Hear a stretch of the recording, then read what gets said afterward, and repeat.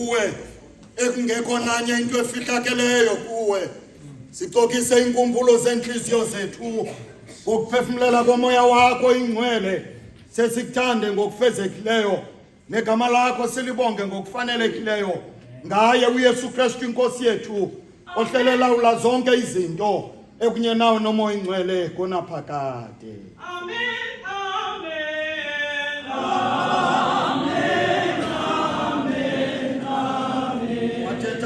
Amazwe sithi mna njengeyehova uThixo wakho akuyuba nathixo bambi ngaphandle kwam.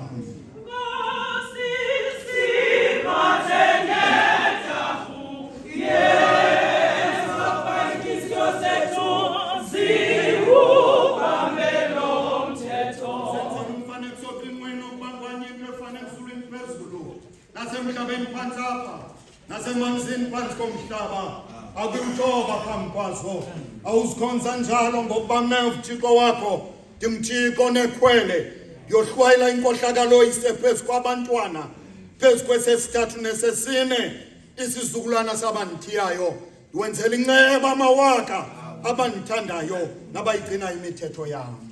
Nkosi siphathengeta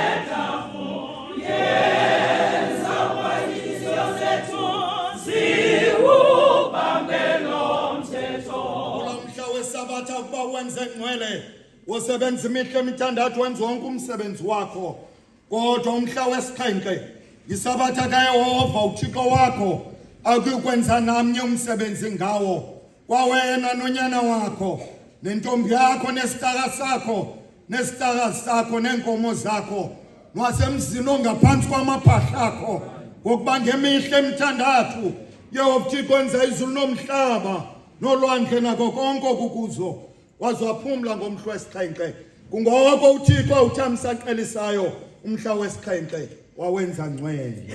Nkosi siphathengeta yenza inhliziyo zethu ziwubambe lo mthetho. Kuyihlononyoko kuze yolulwe imihla yakho elizweni oluphiweyo uYehova uThixo wakho.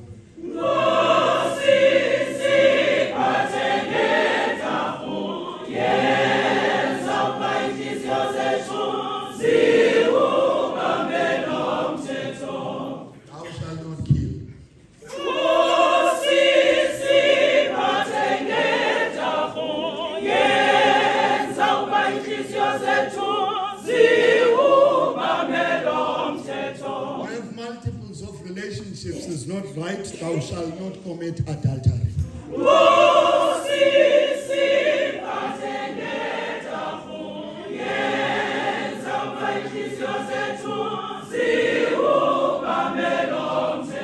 Akuyikuba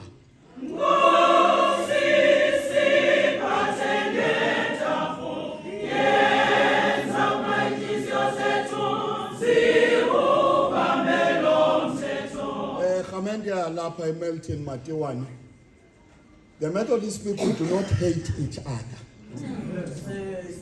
They don't gossip about each other. But confrontational. In moments of disagreements, they iron out their disagreements in a most respectful manner.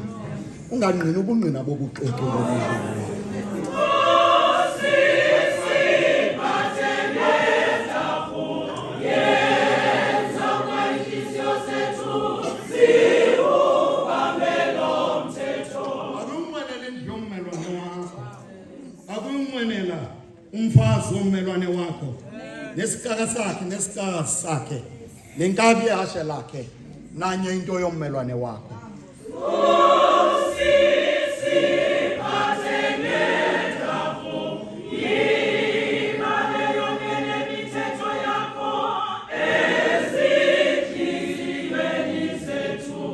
Kona amandla onke njeni basifundiswa ngelizwi lakho elingcwele bayinhliziyo zokumkani zilawulwa nguwe uzisingisa apho ubonayo ngobulumko bakho sithandazela isitaka sakho utata uCyril Ramaphosa nezabo bonke abazinkosi nenkosi somthonyama noCeba namaphakathi nabo bonke abanegunya ukugweba imicimbi yelizwe kuze bathi ke inkumbulo nangamazwi nangamisebenzi yabo yonke bamana ukudumisa bangcwalise bazama ukulondoloza abantu abagciniswe bona babahlale ngoxolo nangokonwaba nangokulunga yenza ukuba unotarhu ngenxenyeno yakho othandiweyo inkosi yethu Yesu Kristu. Amen, amen, amen, amen,